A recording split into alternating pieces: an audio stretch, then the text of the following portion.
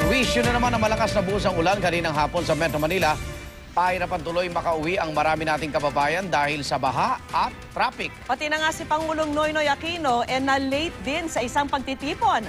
Alamin kung bakit at kung ano ang kanyang reaksyon sa report ng saksing si Katrina Son. Alas 9 na ng gabi pero hanggang bukong-bukong pa rin ang baha sa bahagi ito ng UN Avenue sa Maynila. Yan ay kahit may ilang oras nang tapos ang kasagsagang pagbuhos ng ulan kaninang hapon. Hanggang rush hour na nga ang kalbaryo kaya sa tapat ng Manila City Hall. 2 oras daw stranded at nag-aabang na masasakyan ng mga pasahero. Ang ilan nagkasya na lang sa pagsabit sa mangilan-ngilang jeep habang may mga naglakad.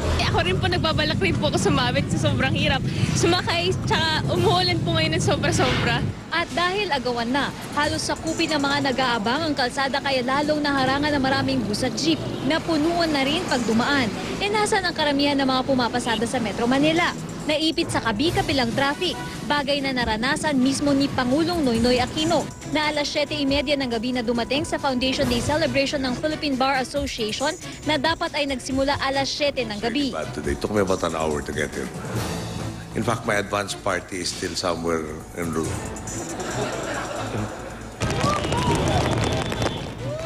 Ang mismong buhos ng ulan naman, sumabay sa oras ng uwian ng maraming estudyante.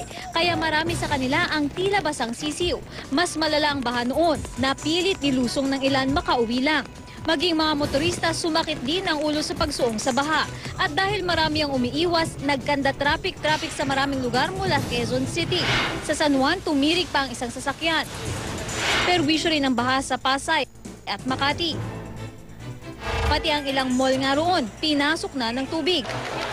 Dahil sa masamang panahon, kinansela ang 20 domestic flights sa NAIA Terminal 3 kaya marami ang stranded. Ako si Katrina Son, ang inyong saksi.